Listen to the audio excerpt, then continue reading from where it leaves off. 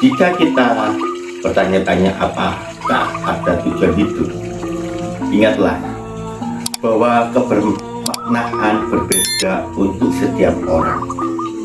Bagi sebagian orang, tujuan hidup mungkin untuk membuat dunia menjadi tempat yang lebih baik.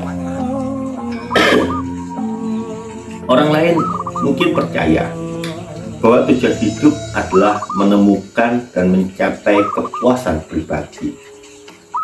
Dan beberapa orang mungkin merasa bahwa tujuan hidup hanyalah untuk menikmatinya sebanyak mungkin. Menemukan makna hidup bisa jadi sulit bagi siapapun, tetapi bisa sangat menantang saat bergumul dengan suasana hati yang rendah dan perasaan depresi. Jika kita merasa kesulitan untuk memahami hidup dan tujuan, akan sangat membantu untuk mempelajari lebih lanjut tentang mengapa kita mungkin merasa seperti ini dan apa yang dapat kita lakukan untuk membawa makna ke dalam hidup.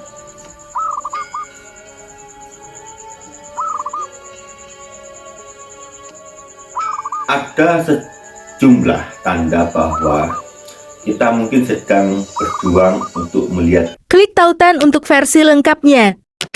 Suksma.